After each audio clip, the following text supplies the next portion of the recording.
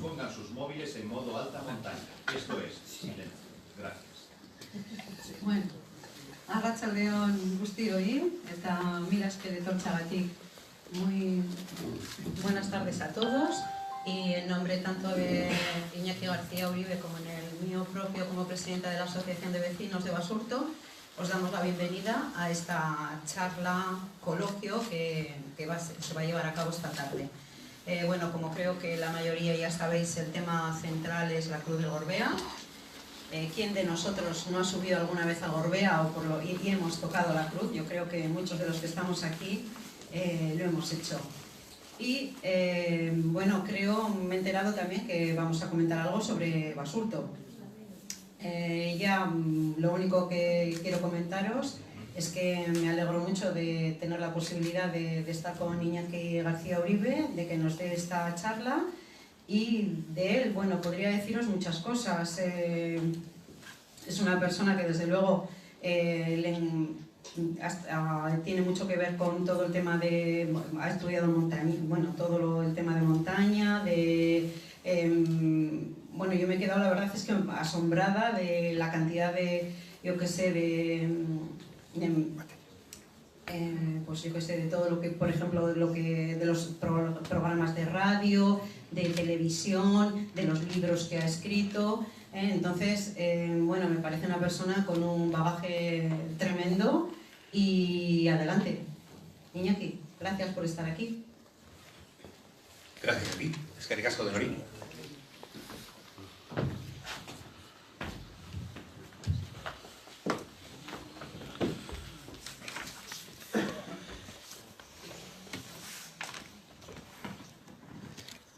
Bye.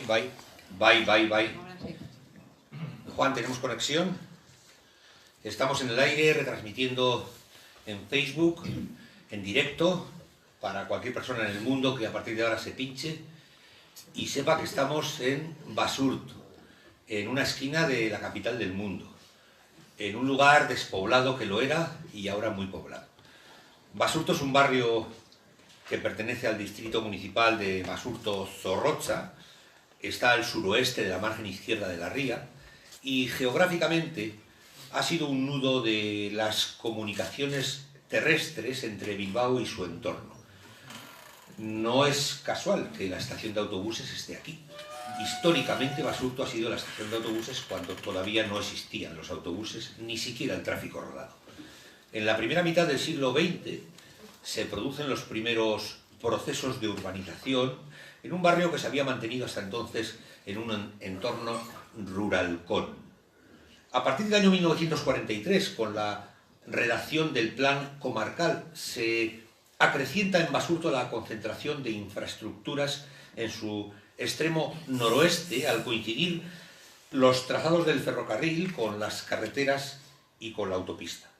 El referente más importante de Basurto, a mi entender, es su hospital.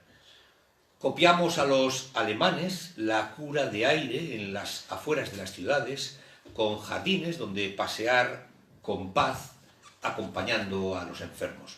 Es un concepto de equipamiento hospitalario basado en la ventilación y el saneamiento. Es el momento del higienismo en Bilbao. Os voy a dar un dato que no se suele conocer y que es tremendo. Hace siglo y pico, San Petersburgo y Bilbao eran las dos poblaciones de Europa con mayor mortalidad infantil por parte de la falta de higiene. Sin duda que el Hospital de Basurto ayuda a que esta estadística tan macabra pues quede fuera de lugar. Este hospital se dispone de pabellones aislados y, como digo, es una copia que hacemos a Alemania, que es quien exporta esta manera de curar a la gente enferma. Más tarde hablaré con un poquito más de precisión, sobre todo de la inauguración del hospital, que fue, bueno, pues interesante como todos estos eventos históricos, ¿no? El otro referente de San Mamés es que aquí está, en Basurto, San Mamés, la catedral del fútbol mundial. Es algo excepcional, pero a mí, que no me gusta el fútbol, y el que me conoce lo sabe, no deja de ser más que eso, fútbol.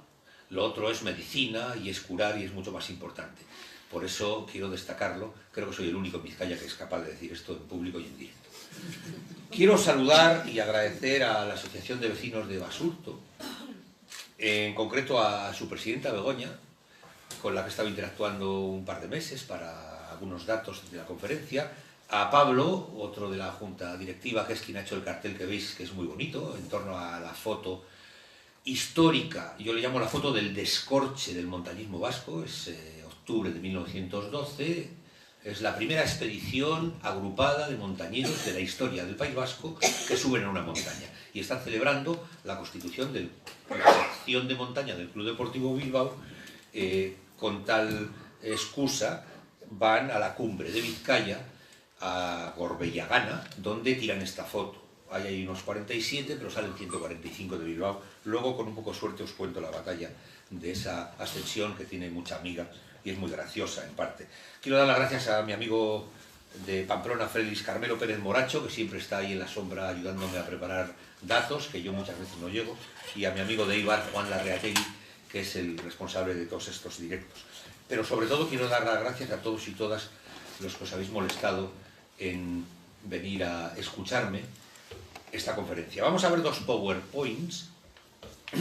El primero, que es el que acabo de poner, es el que tracé para la conferencia que di justo ahora hace 2 meses en Zorroza, a la Asociación de Vecinos de Zorroza, que titulé Talleres de Zorroza y la Cruz de Gorbella.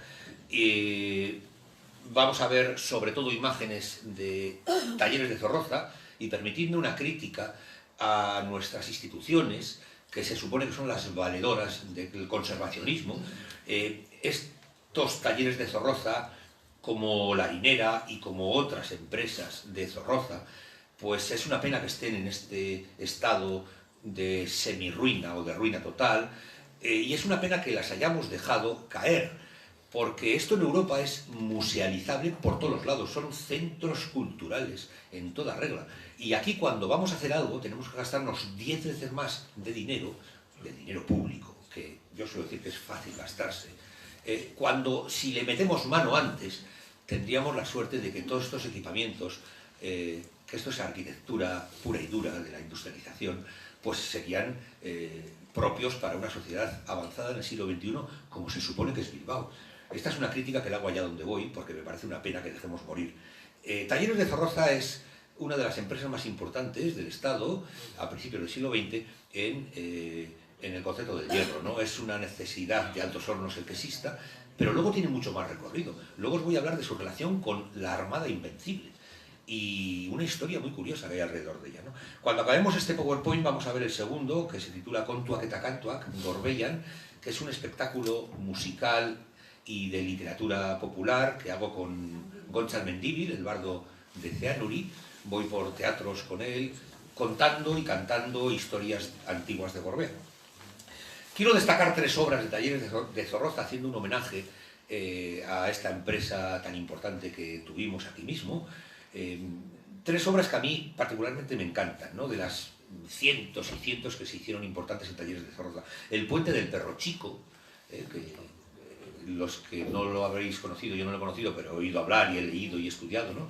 Costaba un perro chico pasar, por eso se llamaba así. La estructura del frontón de Euskalduna y el primer tablero, la pasarela del Puente Vizcaya. Para mí son las 3 obras más importantes, omitiendo la tercera Cruz de Gorbea y actual, que casi es la excusa de por lo que fui a Zorroza, que hablé poco de ella y mucho de Zorroza, y por lo que estoy aquí, que espero no hablar mucho de Gorbea, porque me comeré el tiempo yo mismo, y hablaré más de Basurto, que es lo que creo que os puede interesar más. Disculpad. Vamos a empezar por algo muy básico, que es la etimología, la explicación de la voz del nombre Basurto y alguna coordenada que hay alrededor. Y para eso, pues yo tengo la suerte de tener un montón de amigos eruditos. Los eruditos son los que tienen el saber total, prácticamente. Bueno, la totalidad no existe, ¿no? Pero son gente que en antropología es lo más importante que hay, ¿no? Y les he pedido que me ayuden.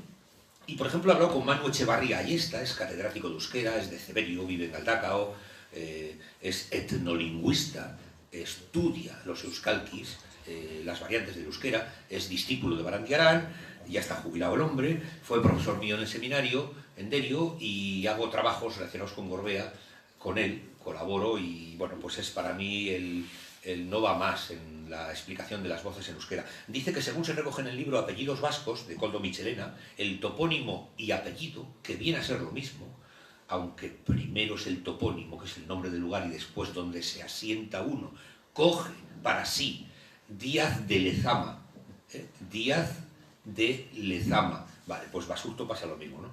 Basurto proviene sin duda ninguna de vaso, hasta ahí ya lo sabemos, vaso es bosque, pero luego veremos qué tipo de bosque es. Y luego el hurto, el arte o aurte, es un espacio intermedio. Cita a Mendieta, que en el siglo XVII escribe lo siguiente sobre Basurto. Llámese a este nombre en lengua vascongada, que quiere decir vas aurtenean. Significa estar en medio del monte o bosque, como en efecto está fundada así. Basurto y Basurco, o Basurco y Basurto.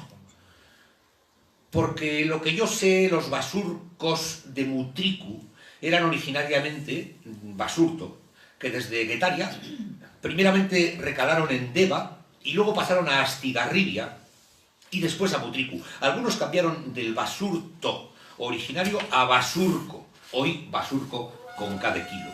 Ayudé al profesor Román Basurto, de Derecho, a investigar el origen de su familia, y esto es lo que te puedo decir. Me escribe ayer mi amigo etnógrafo Javi Castro desde Alemania, donde está en este momento. Román tiene publicado el estudio íntegro desde principios del siglo XV. Los originarios Basurto eran comerciantes, armadores, balleneros y hasta poseyeron minas en Potosí, México. Los Basurto, que en el siglo XVI llegaron a Astigarribia, se dedicaron mayormente a comerciar con carbón de leña, según lo tengo documentado. Algunos moraron en el caserío Aintzuriza. La saga familiar debió ser muy extensa porque aún hoy hay basurcos en Mutriku. Uno de ellos ha sido un cura fallecido hace pocos años. Javi Castro es químico, compañero mío del Departamento de Etnografía de Aranzadi, y es el director del proyecto Errotarri Gorbella, que es un trabajo que hemos hecho durante 5 años, poniendo en el mapa mundial a Gorbea, a Zigoiti, Azuya y Orozco, por este orden, como los 3 municipios del mundo donde más piedras de molino quedan en la montaña una vez de que se trabajaron y que por diferentes motivos no se bajaron a los molinos que las pidieron, porque las piedras de molino, que pesan 1000 kilos más o menos, se hacían sobre pedido. Cuando empezamos el trabajo había 7 piedras de molino catalogadas y lo hemos cerrado casi con 500. Pregunto al antropólogo Antón Arrieta Valverde, de Donostia, otro compañero de investigación, en este caso el mayor experto en castillos desde hace 1000 años, en todos los tipos de fortificaciones, desde vigías hasta militares que existe en Euskal Herria, y dice, le pregunto, dime algo para decir en la conferencia sobre Basurto, que yo no tengo ni idea. Y como siempre, hay en muchos casos los guipuzcoanos eruditos son muy secos.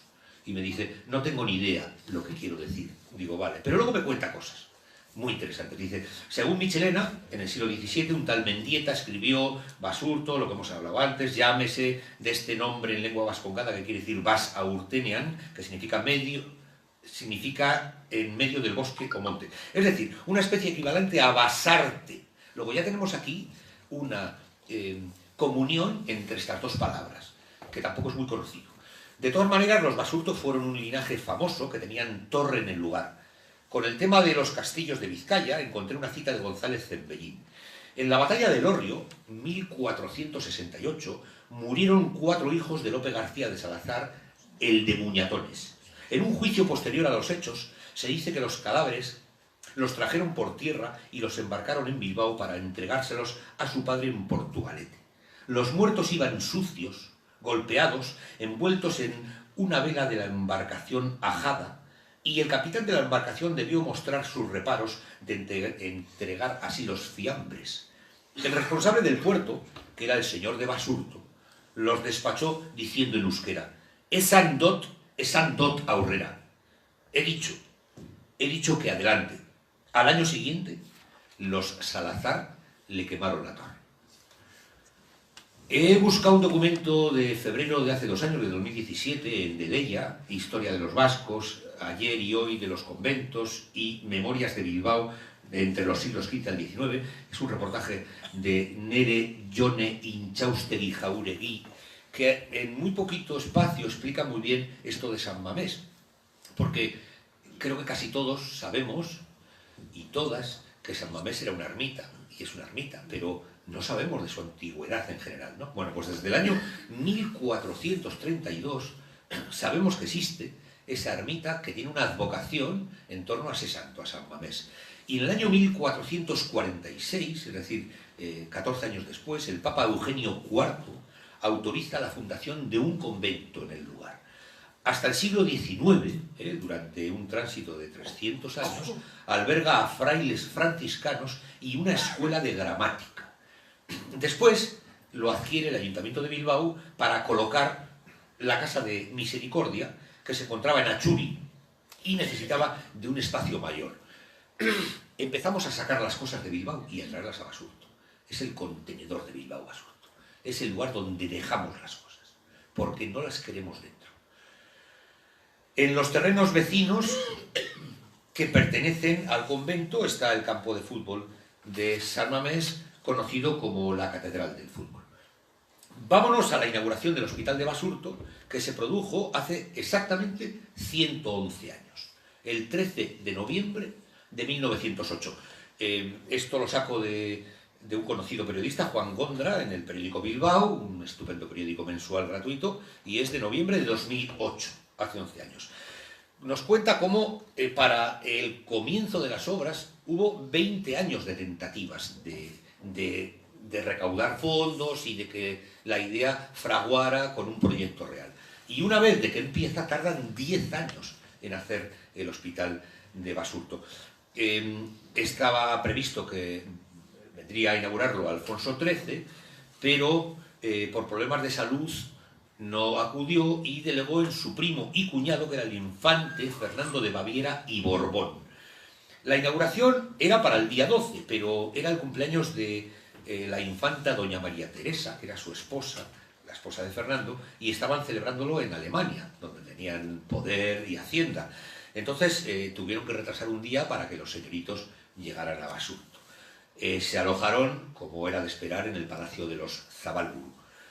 Hizo muy buen tiempo y el segundo más importante de la comitiva de gente que vino a la inauguración de este importantísimo hospital fue un ministro, Manuel de Allende Salazar. Si habéis estudiado un poco la genealogía y los apellidos vizcaínos, este es un apellido troncal guerniqués. Este hombre era de Guernica, después fue presidente del Senado y llegó a ser presidente del gobierno también.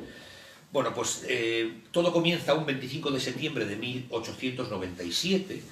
Es la Junta de Caridad la que compra el solar del hospital que tiene 90.000 metros cuadrados y lo compra por casi $500.000 de pesetas. Doña Casilda de Iturrizar, nuestra gran valedora, que nos dejó el parque más bonito del mundo mundial que tenemos en el corazón de Bilbao, donó otro $500.000 de pesetas y José María de Gurtubay casi también otro $500.000 de pesetas. El total de la obra fue de 6 millones de entonces, que es muchísimo dinero, y se hicieron 600 camas, un proyecto muy importante. José María de Escuza, que creo que tiene una calle no muy lejos de aquí, donó 400.000 pesetas, y otro tanto, casi $500.000, se recogió por suscripciones públicas. Y el resto de dinero fue un adelanto sin intereses del Banco de Bilbao. Pero el mayor valedor, y por el que existe el hospital, fue Gregorio de la Revilla. Primero en calidad de alcalde de la villa, en 1903, y después, ya después de dejar de ser alcalde, pasó a ser presidente de la Junta de Caridad, y fue el que con su firmeza y con su estar todo el rato pues con el banco, con la gente, consiguió recaudar el dinero y que la obra no se parara.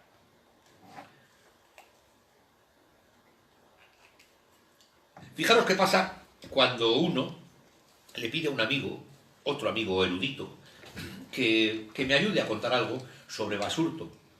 Al final de este tratado de guerra que os voy a contar, descifraré el enigma de quién es. Dice así la cosa.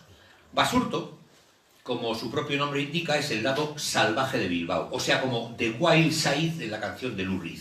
El nombre contiene el término vaso, que hoy nos parece que solo es bosque, pero que antiguamente se traducía como selva, silvestre o salvaje. Probablemente significa el jabalí, es decir, basurdo. Para la historia de Bilbao, Basurto en los siglos XIV y XV es sinónimo de sangre y de violencia. La banda de Basurto, la más peligrosa del bando oñacino en la comarca, protagonizó auténticas escabechinas en el casco viejo, sobre todo enfrentándose a sus enemigos jurados de toda la vida, los Leguizamón, los patronos de la iglesia de San Antón, del bando gamboino. Por la violencia, los basurtos medievales consiguieron controlar el ayuntamiento de Bilbao y sus principales cargos públicos. Todo esto lo cuentan las ordenanzas de Bilbao y el propio Lope García de Salazar en sus memorias escritas en el castillo de Muñatones. Lope García de Salazar, el gran caudillo gamboino encartado, fue el único capaz de bajarle los humos a los Basurto que le habían ofendido en donde más le dolía. 3 de los hijos de Lope García de Salazar murieron en la batalla del Orio de 1468. Entre ellos Ochoa, el primogénito, que al parecer era un chicarrón de gran estatura. El padre, que había desaconsejado la guerra, pidió que le devolvieran los cadáveres para llorarlos y enterrarlos con dignidad. Y dicen que los echaron en un carro y los trajeron desde el Duranguesado hasta las Encartaciones, y que la gente se descubría y guardaba silencio al paso de tan triste cortejo. Pero después de cruzar el puente de San Antón y cuando pasaban por delante de la casa torre de Basurto, los mozos basurdianos se empezaron a burlar porque el cuerpo de Ochoa era tan grande que las piernas las llevaba colgando por fuera de la caja del carro de bueyes. Cuando Lope García de Salazar se enteró de esta burla humillante, ordenó a sus hombres que no se quitaran las armas y montaran al galope para quemar la torre de Basurto y matar a todos los miembros de esta maldita familia que encontrara en el camino a Bilbao. Así lo hicieron y así comenzó la decadencia de los Basurto. Es su final. Y la desertización del barrio donde estamos. Quedó desierto por completo. Siempre se consideró Basurto como una zona peligrosa y desangelada de la periferia de Bilbao, solo adecuada para celebrar la gran feria de ganado que concentraba a los aldeanos de la comarca que no se atrevían a entrar en las 7 calles. Era ese abandono secular, a pesar de estar situada sobre el céntrico camino real a Castilla y la vía principal de la costa cantábrica, permitió que en el final del siglo XIX pudieran asentarse en Basurto todos los grandes equipamientos públicos molestos o peligrosos que no cabían en el casco viejo, ni tampoco en el bonito ensanche burgués que empezaba a crecer. Digo, el hospital, la guarnición y cuartel militar del regimiento garellano, los peligrosos depósitos de materias inflamables, el centro de desinfecciones, el hospicio de huérfanos de la misericordia, hasta la construcción de San Mamés. Basurto siguió siendo la cara más oscura y salvaje de Bilbao, su cara de jabalí iracundo. Aquí lo dejo, Iñaki. Alberto Santana Ezquerra, historiador de la Diputación Foral de Vizcaya y cuentacuentos. Basurto y basurco. ¿Es una deformación gramatical o fonética? Veamos qué dice otro hombre importante en esta materia, Antonio Castejón. Habla de asur, zarzal, con el sufijo to, sitio de zarza, sitio de zarzal, una selva. Vas en medio del monte o del bosque, tal y como estaba la primitiva casa de Basurto, cuyos miembros descienden de 2 apellidos ilustres históricos en Vizcaya y en Álava, que son los Ayala y los Salcedo. García Galíndez de Salcedo fue el 5º señor de Ayala y heredó de su madre el solar de Salcedo, tomándolo por apellido y fundando el linaje. Estamos en el origen de los Basurtos. Casó con una hija de Sancho García de Zurbano, que fue el 2º señor de Orozco. Yo me llamo Juan de Orozco y cuando como no conozco. Es una copla caribeña colombiana del siglo XIX que acuñó una dramaturga bonaerense, a la que le he seguido la pista. Esta chica, algunos llaman Alberta y otros historiadores Aldonza Saltes de Zurbano. Veamos dos ejemplos del linaje que nos explican lo que estoy diciendo. Juan Domingo de Basurco y Aguirre Baraicua nace en Mutricu en el 1748 y casa con María Bautista Ignacia de Leque Gogorza. ¿Y quién era esta? Bueno, pues esta tipa era hija de Jacinto de Leque Juaristi, un hombre importantísimo de Mutricu del siglo XVIII, y Ana María de Gogorza Gárate de Azcoitia. He revuelto un poquito en la página web de blasoneshispánicos.com sobre el apellido, porque claro, aquí hay diferentes interpretaciones y una cosa es la historiografía y otra cosa es la grandilocuencia de los escudos y de los dibujos de los escudos y la interpretación de los mismos, que muchas veces excede de la realidad historiográfica. Pero yo no soy heraldista, ni soy historiador, yo soy un mero estanquero porque tengo un estanco en Miravalles. Ese es todo mi currículum. Dice que unos tratadistas manifiestan que de García Tuerto de Basurto procedieron Diego Sánchez de Basurto, Juan Sánchez de Basurto, María Urtiz de Basurto, que casó con Fortún Galíndez de Zamudio, segundo señor de Zamudio, muy importante, el linaje, y de estos Juan de Basurto y el bachiller de Basurto, de los que quedó larga descendencia que produjo muy buenos escuderos. Eso sí es verdad. En Guipúzcoa hubo también casas de este apellido en las villas de Guetaria y Aleria. Y también he visto como una rama del solar vizcaíno pasa a la provincia de Segovia. Algunos de sus descendientes llegan a ser, por ejemplo, el regidor de la villa de Sepúlveda. Pedro Basurto era alcalde ordinario de la villa de Maderuelo en 1620, cuando el 18 de febrero de ese mismo año se contrataron los servicios de Manuel Martínez de Peñalosa, vecino de la villa de Aranda, pintor, para donar la Virgen de Castroboda, dándole de plazo hasta el día de Nuestra Señora de marzo del presente año. Miembros de este linaje de los Basurto probaron su hidalguía en Azpeitia a mediados del siglo XVII para ingresar en las órdenes de Santiago, de Calatrava, de Alcántara, de San Juan de Jerusalén. Asimismo, ante la Real Chancillería de Valladolid, litigaron su hidalguía en los siglos XVI y XVII. ¿Y qué es la hidalguía? ¿Qué es la hidalguía de los Basurto y de otros linajes vascos? La hidalguía es algo que nuestros antepasados, vascos, solo vascos, tuvieron un plus exclusivamente por el hecho de habitar un caserío y por llevar el apellido del caserío. El topónimo, la voz, el nombre del lugar se convierte en el apellido al asentar ese edificio. Automáticamente tienes una tarjeta VIP para ir por el mundo diciendo soy de Bilbao y soy Basurto. Y la gente te hace la hora. No digo ninguna tontería. La hidalguía es ser infanzón, es ser caballero, esto que hemos venido a llamar la palabra de vasco, que todavía en algunos lugares en Sudamérica sirve como firma o protocolo sin tener que firmar nada. La estructura social, por profundizar un poquito más del País Vasco en la Edad Media, tenía tres clases diferenciadas. Los parientes mayores, que eran los nobles, eran los dueños de las tierras, de sus aldeas y de sus moradores. Yo vengo de Orozco, donde vivo, y, por ejemplo, en el barrio de Murueta, un barrio muy poquito conocido en Vizcaya, en un documento del siglo XVII, de un intercambio de cesión, vemos cómo vende a los Anuncibai, que es otro linaje muy importante, pues 6 caseríos con 16 labradores, ¿no? O sea, en el contrato de compra-venta están las personas, ¿no? Esto solamente los nobles, los parientes mayores, tienen capacidad jurídica para hacerlo. Luego están los hidalgos o infanzones, que tenían en propiedad solares más pequeñitos. Y luego están los villanos, que carecían de propiedad alguna y que tenían que servir a los nobles y a los hidalgos, ¿no? Bueno, tengo aquí una serie de privilegios de los hidalgos y deberes que no os los voy a leer porque me perdería.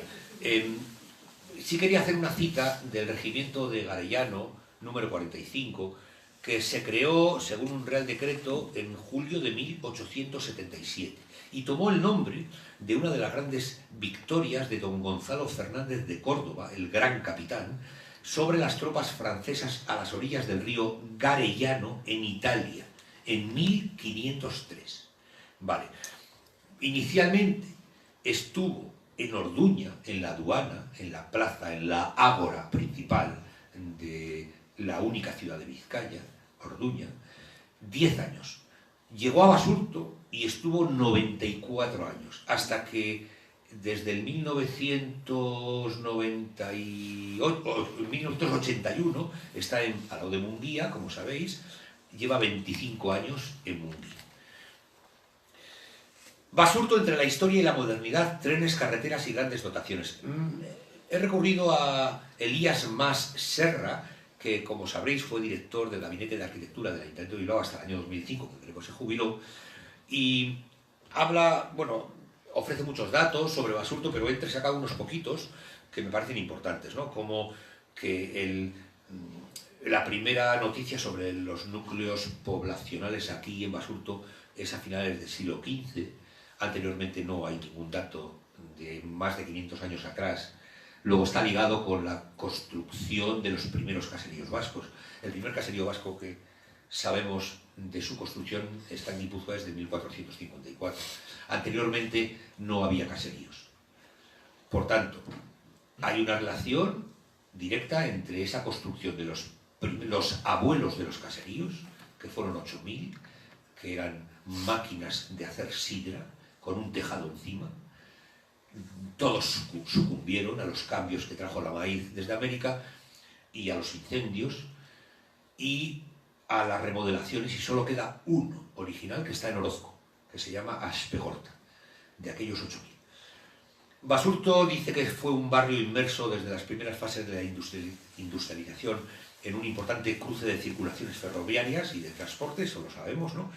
Y que en 1897 se adquirieron los terrenos para la construcción del Hospital Civil, y que es uno de los momentos decisivos en la historia de este núcleo, que uniría indisolublemente su nombre al del citado centro. También fue muy importante barrio obrero, gracias a las barriadas de Santiago y Santana y a las empresas como Krug o la Cervecera del Norte.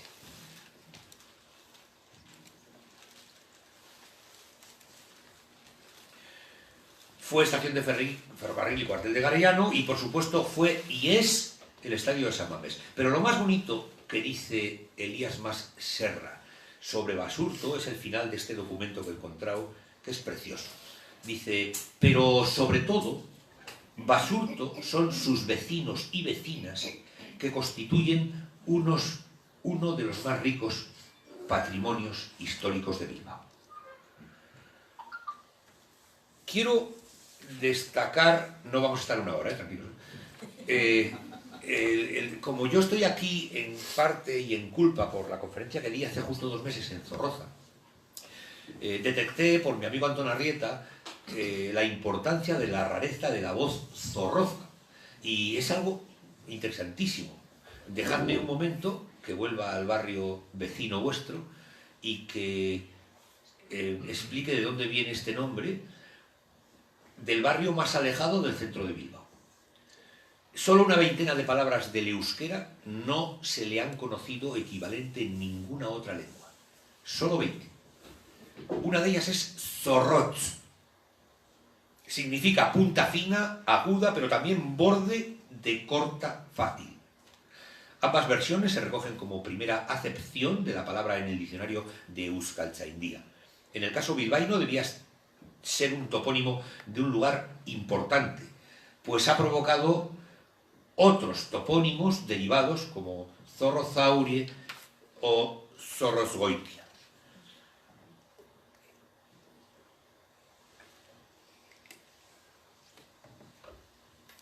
La Armada Invencible, Zorroza, los últimos de Filipinas y los chorizos de Bilbao.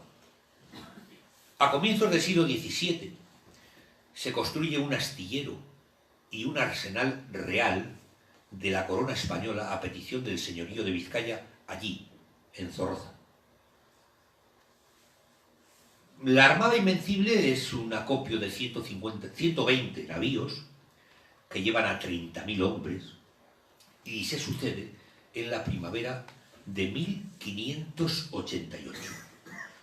Luchan contra los ingleses y les ganan los ingleses a los españoles con embarcaciones más pequeñas por la maniobrabilidad de las mismas, y les van haciendo que se vayan acercando a los Países Bajos, a la costa.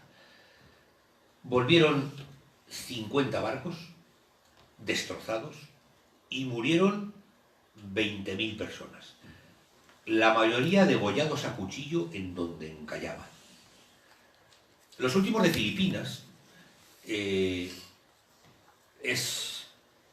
su responsable es el conquistador de Legazpi, bautizado Miguel López de Legazpi, nació en 1503, bautizado en la Catedral de las Ermitas Vascas, en el santuario de Nuestra Señora de la Antigua, en Zumárraga, donde también fue bautizado el vasco más universal de la historia, San Ignacio de Loyola. Le llamaban el Adelantado. Este fue administrador colonial español en las Islas Filipinas y fundador de la ciudad de Manila. Bueno, pues 22 años después de esto que os he contado, la Armada Invencible se reconstruye en Zorroza. Estamos en el año 1612. 286 años después de esta situación, habiéndose construido los barcos de la Armada Invencible, que fue vencida, pero que volvió a ser reinvencible, se sucede el sitio de Baler, conocido coloquialmente como los últimos de Filipinas. En la iglesia del pueblo se amotinó un destacamento español de 54 hombres, quiero recordar, durante 337 días asediados. ¿Y cómo se alimentaban aquellos coitados escuálidos militares? Pues ni más ni menos que con chorizos de Bilbao. Yo vengo de Orozco. Ahora llevan la fama los chorizos Valencia o los chorizos de Pedro Martín. Son dos empresas muy importantes de chorizos de Orozco que exportan incluso chorizo de calidad. Este chorizo que hablo no es de calidad, pero en base a aquel suceso que os he contado, cuyos barcos salían de aquí, los militares que estuvieron en la última gran batalla española y que salieron vivos, pues se alimentaron con chorizos de Bilbao, posiblemente del Chorierri, embarcados aquí y metidos en la iglesia de alguna manera clandestina. ¿Por qué sabemos esto? Pues también es obra y gracia de Alberto Santana Ezquerra, un etnógrafo de Deusto, etnógrafo de la Diputación Foral de Vizcaya, en una conferencia que nos dio hace bastantes años en Respaldiza, en el Valle de Ayala, en unas jornadas de historia, conferencia que tenía un título fenomenal, Vascos y Cerdos. Nos dijo cómo él fue a hacer unas gestiones a Manila, a hacer un trabajo, y estaba hospedado en un hotel bueno en el centro, y bajó al supermercado de abajo del hotel a comprar 4 viandas. ¿Y cuál es su sorpresa? Que al girar la vista, en una de las baldas baja ve unos bricks, unos packs de 4 chorizos envasados al vacío, cuyo nombre era Chorizos de Bilbao, de más de una empresa diferente.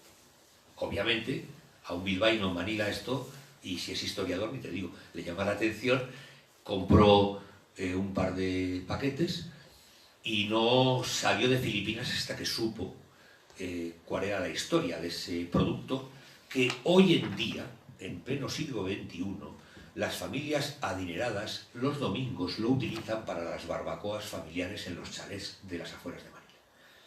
Chorizos de Bilbao. Me acuerdo que esto ya sucedió hace pues 10 años o 12 años. Coincidí con Iñaki Azcuna en el maquillaje de TV, en un directo que me llamaron para ir, y Iñaki salía, le estaban desmaquillando, y nos conocíamos un poquito, sobre todo por temas de Gorbea, y se lo conté y se quedó con la boca abierta. Imaginaros con lo que era Iñaki, ¿no? De hombre culto y tal, pues como, en fin, como diciendo, no puedo dar crédito ni fe a lo que me cuentas. Hasta aquí Basurto. Y ahora toca Gorbea, que se supone que es para lo que he venido. Me van a pagar lo mismo, hable más o menos de una cosa que de otra, o sea que os fastidiáis y aguantar. Ya venimos del Gorbea, ya hemos hecho la excursión. El recuerdo de este día, guárdese en el corazón. Arriba las excursiones, siempre arriba y nunca abajo. Viva quien condimentó la sabrosa sopa de ajo. Arriba el Club Deportivo, que tan magnífico es, con su digno presidente, nuestro capitán Vandrés. Estas coplas las recita el excursionista bilbaíno Gerardo García, tras bajar del andén en la primera expedición vasca a una montaña, yendo en el tranvía de Arratia desde Bilbao, el Arenal, hasta Zeanuri. En Bilbao comienza la historia del montañismo vasco y es Gorbea su primera e importante cumbre. Es su base de operaciones. Antes de entrar, mira, estáis viendo el primer partido de balompié de altura de España. Sportman, no he dicho ninguna tontería, señores y señoras, yo tengo mucho rigor. Los Sportmans que jugaban en Erandio, ¿cómo se llamaba la campa esta donde jugaban al fútbol antes de San Mamés? El Amiaco, vale. Esos y los deportistas del Club Deportivo Bilbao, que eran multideportistas, el concepto de deporte en su origen a principios del siglo XX es la utilización de 8 o 10 deportes, no de uno, por cada persona, suben a Árraba a jugar el primer partido de fútbol de la historia del Estado español de altura. Suben un balón y ponen 3 troncos y en 2 porterías, y en donde está ahora mismo el cortado que está la mesa de orientación, más o menos la mitad de la campa de Árraba, ahí es donde disponen el primer partido de fútbol de altura. Por tanto, solamente la gente de Bilbao es capaz de hacer estas cosas. Quiero nombrar a los 4, para mí, históricos montañeros más importantes, que fueron los que dieron vida a este deporte, que es el más bonito de todos los que existen, porque es un poco de ciencia, no solamente es un desgaste físico, sino que conjuga muchas materias. Aunque también hay otros deportistas, pero yo les llamo los 4 magníficos del montañismo vasco. He estudiado mucho, suelo dar bastantes conferencias sobre historia del le llamo arqueología del montañismo vasco, el paleolítico, o sea, ¿qué había antes del montañismo? ¿No? Porque hasta el 1912 este deporte no existe. Antes de 1910 nadie va al monte a nada, no se ha perdido nada en el monte. Y ya veréis la anécdota que os voy a contar qué clarificante es, ¿no? Es en 1912 cuando los empresarios del Club Deportivo Bilbao, como traen el ciclismo, el boxeo, el atletismo, no sé, los 10 deportes más importantes, los traen a su sede de la calle... no me acuerdo. No estaba en Recalde, no. Tampoco era San Cueta.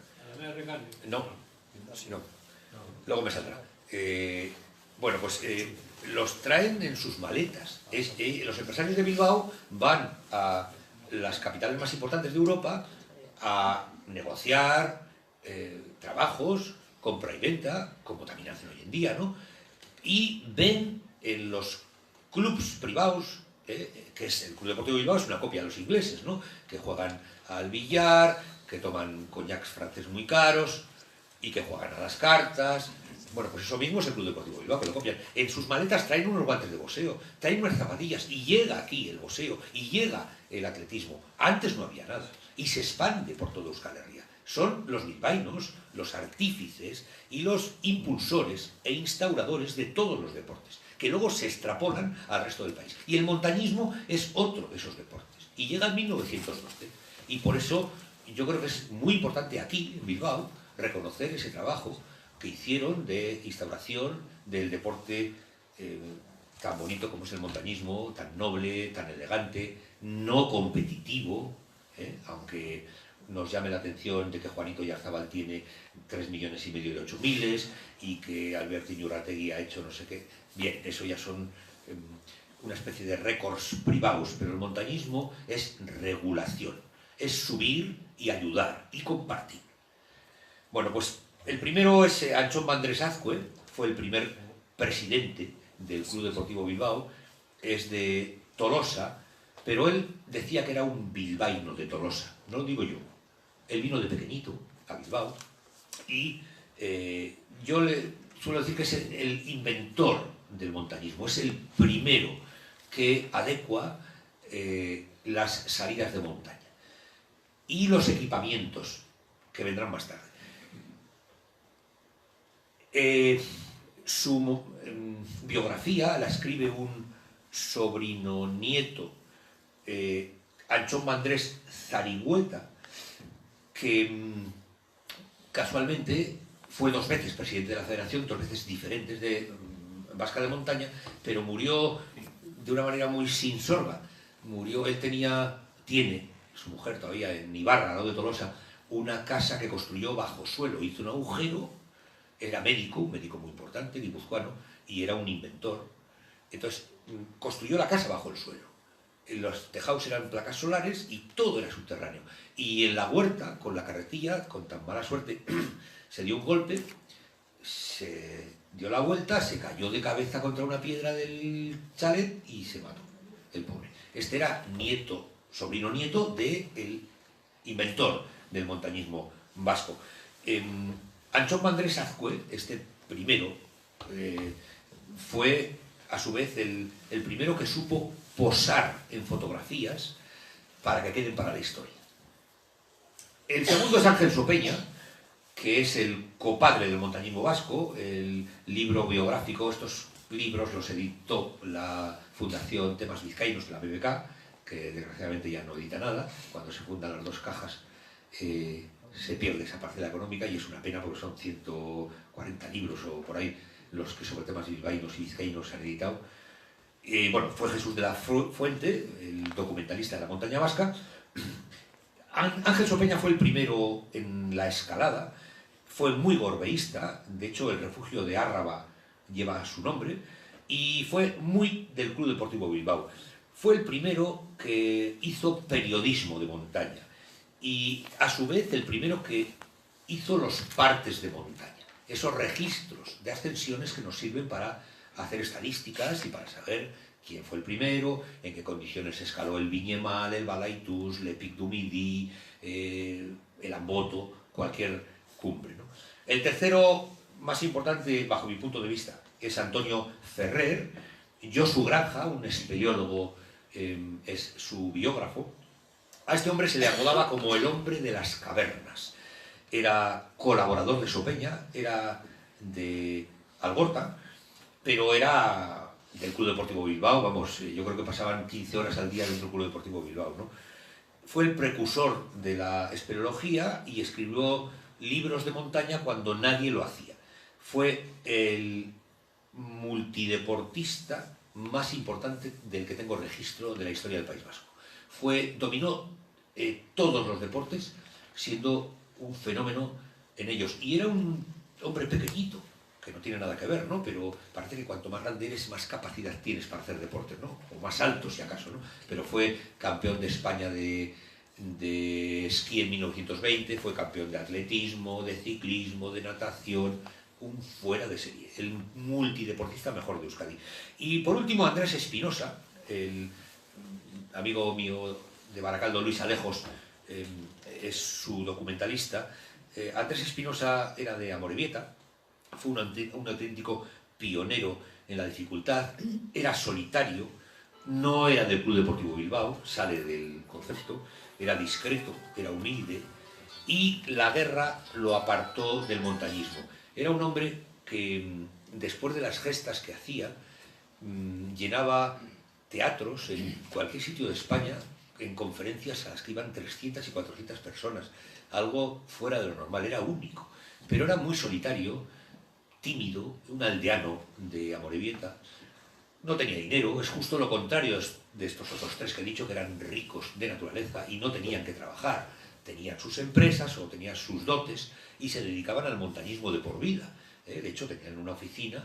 En el año 1912 se funda el Club Deportivo en la sección de montaña y al año y medio siguiente se funda el Baskonia Menditaldea, que a su vez es, como la mayoría de los clubes de montaña de origen, son secciones dentro del balompié. El fútbol, que todavía no se llama fútbol, y el montañismo viven juntos. Cuando se funda la Federación Vasca de Montaña en Elgueta, en el año 1924, se van dividiendo. Todavía queda algún rescollo de unidad, pero los montañeros nos vamos por un lado y tenemos nuestras sedes propias y nuestras juntas directivas, y los futbolistas se van por otras. Hasta entonces éramos comunes, era lo mismo, era atletismo en diferentes facetas, pero unos y otros hacían lo mismo. En Gorbea se han construido 3 cruces. ¿Qué hora es? 8 menos 5. Vale, me quedan un cuarto de hora, ¿no? Pues eso. La Cruz de Gorbea, originaria, 1901, se construye por un mandamiento papal. Una propuesta de León XIII, que era el papa que reinaba en aquel entonces, manda una especie de encíclica o de misiva a las cristiandades, que no eran pueblos, sino grupos de cristianos, en las que se les recomienda que erijan cruces monumentales en lo alto de las más significadas montañas con objeto de conmemorar solemne memoria de fe. Y nosotros, que somos los mejores del mundo, los vascos, en todo, no hay duda ninguna, pues construimos la cruz más grande del mundo en toda la cristiandad, sin acceso rodado. Esto fue idea de uno de los curas que oficiaba en Ceanuri, que era de allí además, Juan Bartolomé de Alcíbar. La familia Alcíbar es una familia como los Rotaeches, muy importante. Este hombre tenía terrenos en Igriñau y era naturista y también cazador. Entonces él sabía que la loma de Gorbellagana, que es esa panza donde está la Cruz de Gorbea, era el lugar más alto y era divisoria de Álava y de Vizcaya. Entonces dispuso en un proyecto que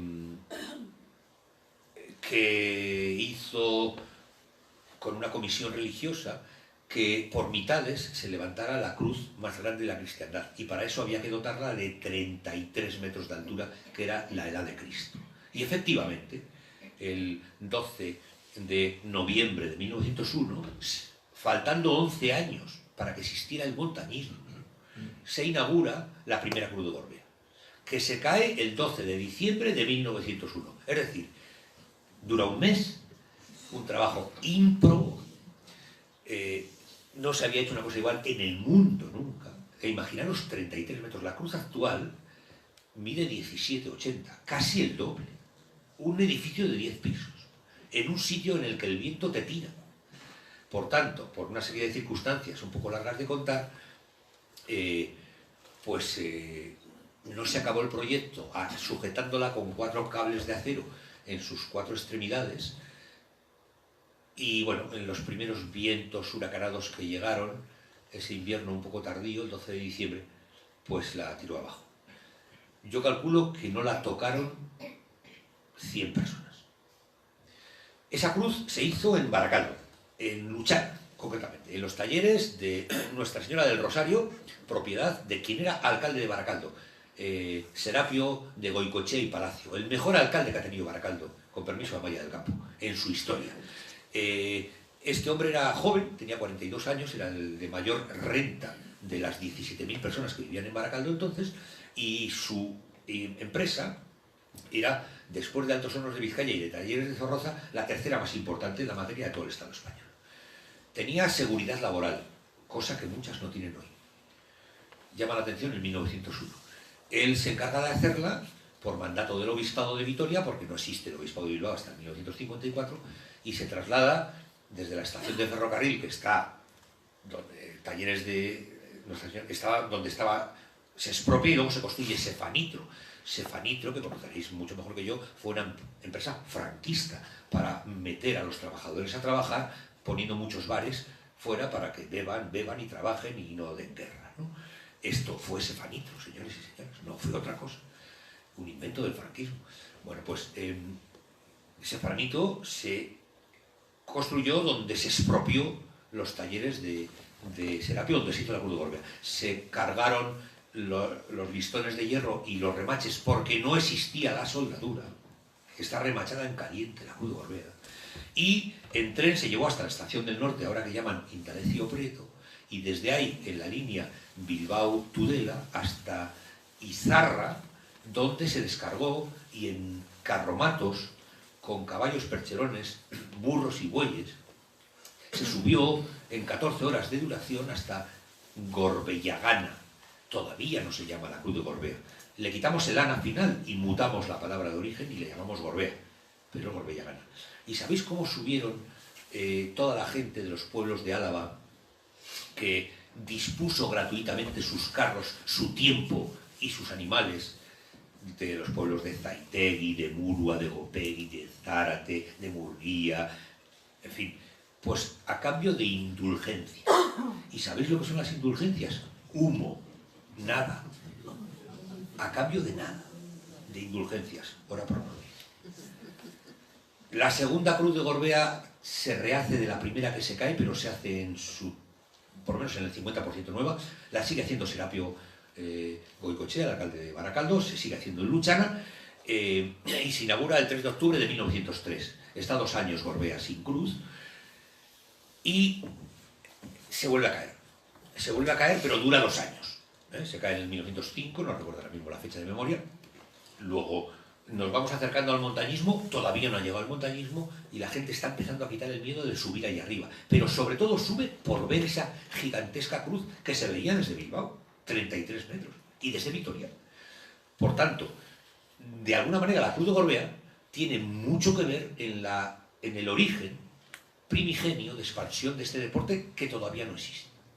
El cotilleo, el verla, porque un amigo tuyo ha subido, porque es amigo de un pastor que está en Austigarmin o en Arimecorta o en cualquiera de las majadas que había, y ya picado desde esa majada, pues me voy a subir a verla y a tocarla, ¿no?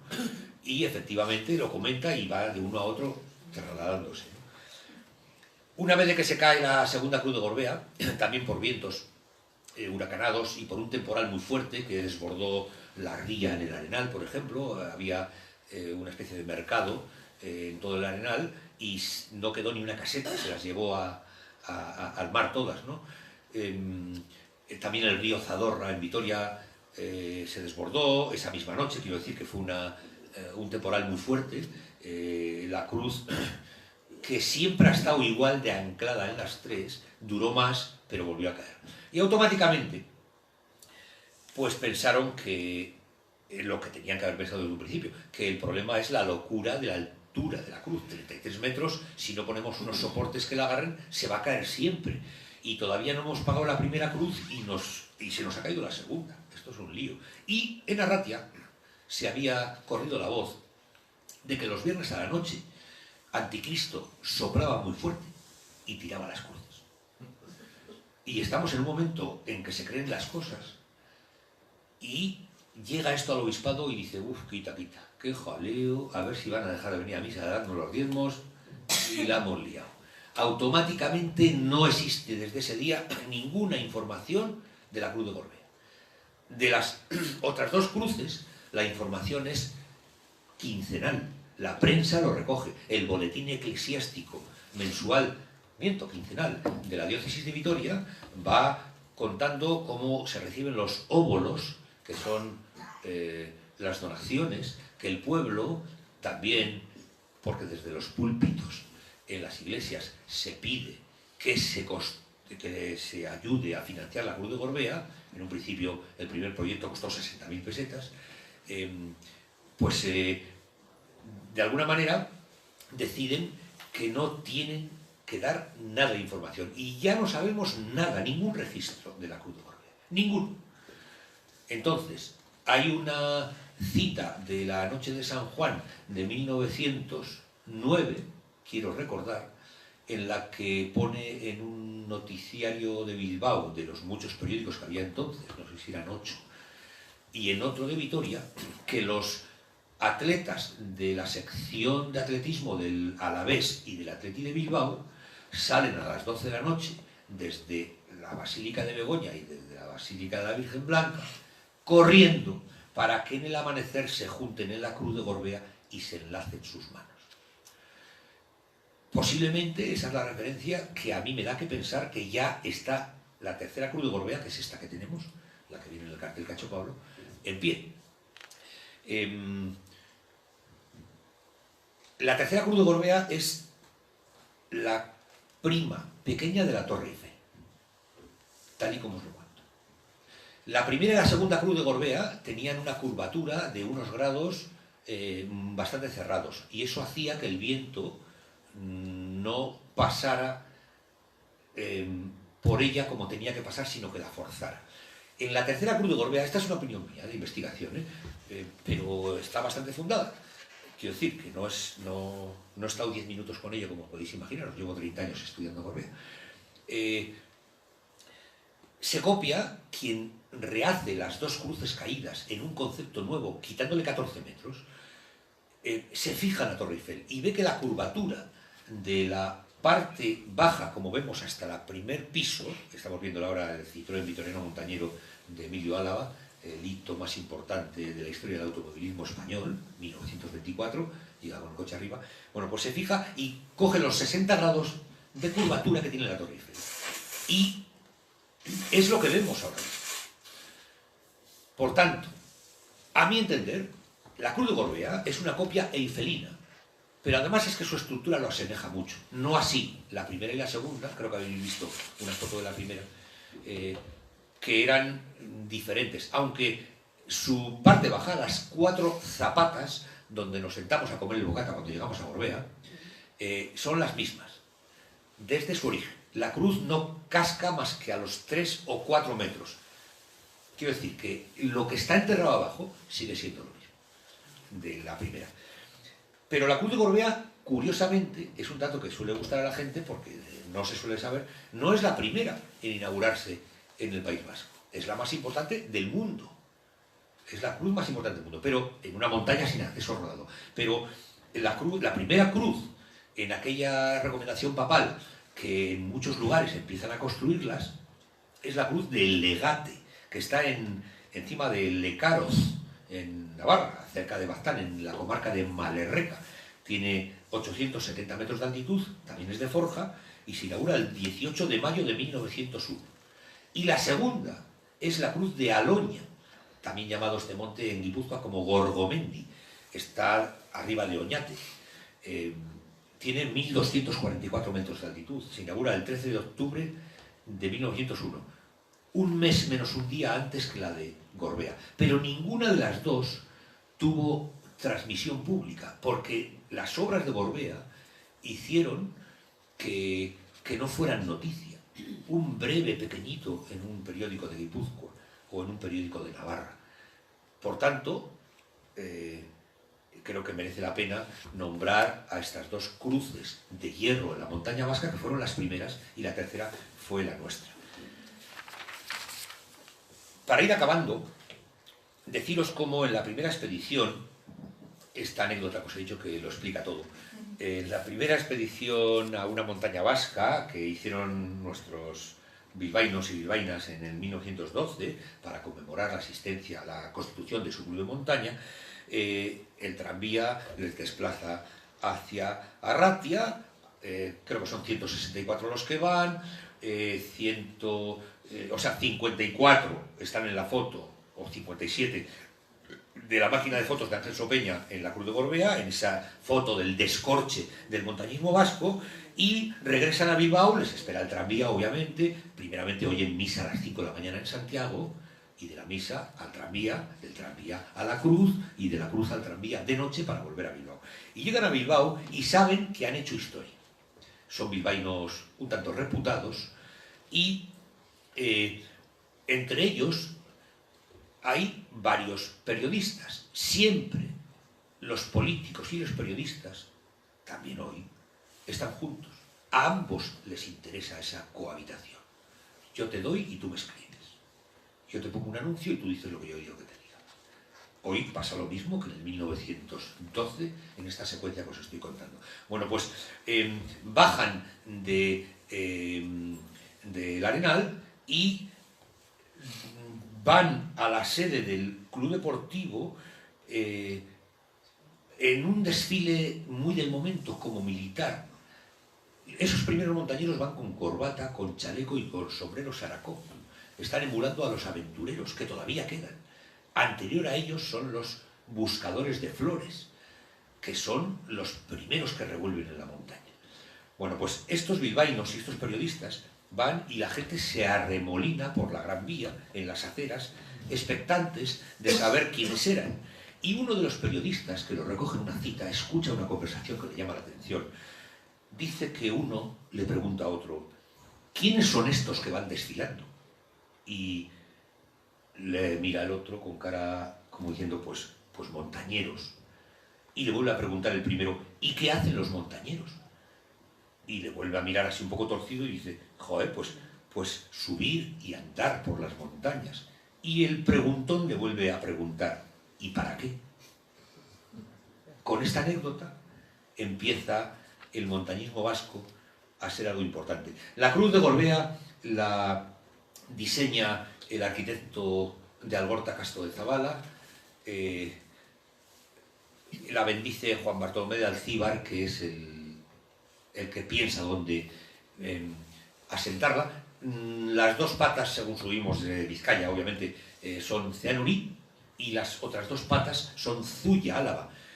Y teníamos duda, porque no había una altimetría precisa a principios del siglo XX, si estaban bien calzadas en medio, porque la Virgen de Begoña, que está en la mitad, que es obra del Baskonia Menditaldeak del año 1964, no sabíamos si verdaderamente es la mitad. Pues hicimos un estudio y está clavada, no hay un milímetro de distancia. Por tanto, este cura era un fenómeno, no solamente recogiendo flores o cazando, sino en una materia de las que había muy poco conocimiento, ¿no? ¿Y quién le canta a la Cruz de Gorbea? Y en el monte Gorbea y en lo más alto hay una cruz de amor. Ruperto Urquijo Maruri, el bardo de Llodio, un ebanista al que sus padres no le dejaron ser músico, porque a principios del siglo XX esto de ser titiritero estaba muy mal visto. Iba a misa a San Pedro de la Muza, donde había un organista excepcional, y este le enseñó. Pero escuchaba en su caserío en Gardea, Goyemuri, se llamaba el caserío, pillar a las Malvices, y miraba al fondo y veía la Cruz de Gorbea. Y se va al balneario de Villaro con su mujer, que padecía calvicie, y un pastor que se llamaba Luciano le cuenta una historia y le dice que tiene una novia que se llama Clara y que a las tardes hacen shirris, arrumacos, y les ampara la Cruz de Gorbea, que está al fondo, ahí detrás, a lontonanza. Entonces Ruperto se queda enamorado. Ruperto era un hombre que le encantaba cantar y tocar para que la gente fuera por las tabernas, montó diferentes grupos, Racataplá, los Arlotes, que siguen haciendo lo mismo que hacía Ruperto, ¿no?, hoy en día. Y bueno, pues se fue a construir sillas y mesas aquí a Bilbao, en la calle La Cruz, que tenía, después de casarse con María Furundarena de Mutricu, puso aquí un taller. Y bueno, pues pensando en ese piar de las Malvices y en lo que le había contado Luciano, compuso la canción que tituló Luciano y Clara. Unos años más tarde, el maestro Aramburu, que era director de la banda de música de Basauri, era un musicólogo muy importante, vio que el sorchico era excepcional, que lo es, pero que no vendía. ¿Qué es esto de Luciano y Clara? Y le cambió el nombre y puso el apellido Gorbea. Todo lo que sea Gorbea, viste. En Monte de Gorbea, es como se llama la canción, pero cambiada su nombre. Y yo me piqué para ver quién era Clara. Y localicé a Clara. Me costó mucho, ¿eh? Me costó mucho. Estuve con la última camarera de la Fonda de Maricruz, que era el Bachoqui primero de Arratia, creo que en 1915 se inauguró. Tenía 99 años, hace ya, pues igual 20 y pico años, en el hogar de jubilados de Villaro.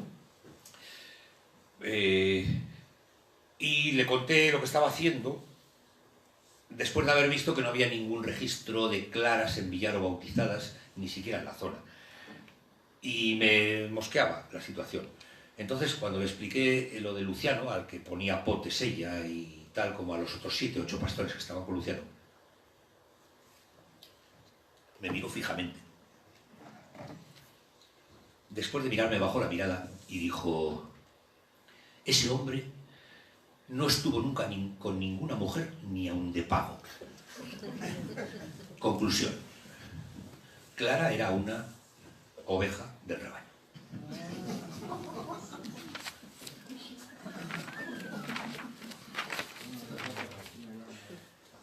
Para acabar, os diré que tenemos en Euskal Herria 326 cumbres con ermitas o cruces en su cúspide, 140 cruces y 186 ermitas. Hay 46 ermitas más que cruces en cumbres vascas. Guipúzcoa duplica al resto de rialdes en cruces y Nafarroa triplica en ermitas al resto. Escribía Luis Pedro Peña Santiago, que fue un etnógrafo de Guipúzcoa que se suicidó tirándose en Donostia, en la Plaza de la Constitución, desde el balcón de su casa, que supera todas las gerencias de las montañas de Euskal Herria. Decía, no sé, tiene algo de veneración, es como un rito. La cruz es un madero hincado verticalmente en el suelo y atado en su parte superior a otro, que suele ser más corto, en los que se clavaban o ataban las extremidades de ciertos condenados. La figura formada por dos líneas que se cruzan perpendicularmente, uno de los símbolos humanos más antiguos y emblema de muchas culturas y religiones, entre ellas el cristianismo. La orolatría u orogelatría, que viene de orografía, es la ciencia que estudia las montañas. Es una ciencia muy poco conocida.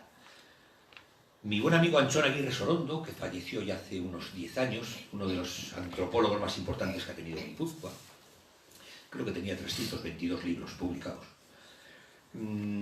escribió que la tradición cristiana de nuestra zona señala el Viernes Santo como día elegido para subir al monte a ofrecer una oración.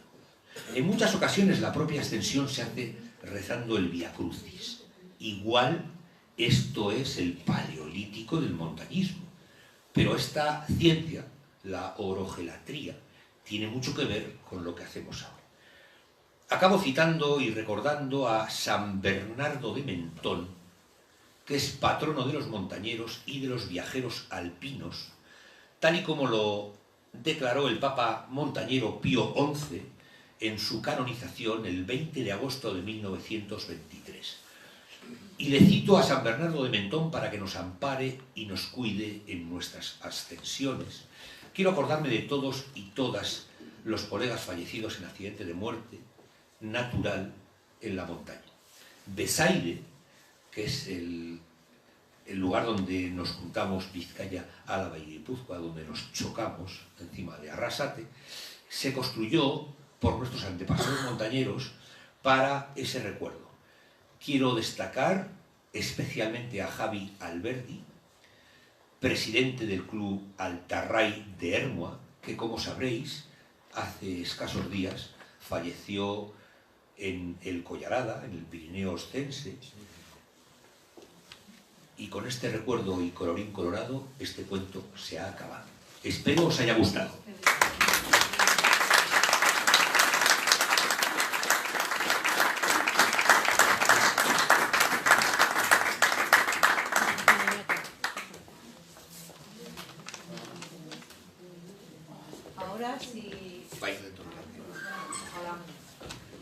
Bueno, ahora si alguien quiere hacer alguna pregunta a Iñaki, es el momento. No sé si hay algo sobre lo que queráis. Pero lánzalo, Ley. A ver, pensarlo un poco. Hay que recapacitar otra vez. ¿No hay nadie que quiera hacerle ninguna pregunta a Iñaki? Oye, sí, ¿desde cuándo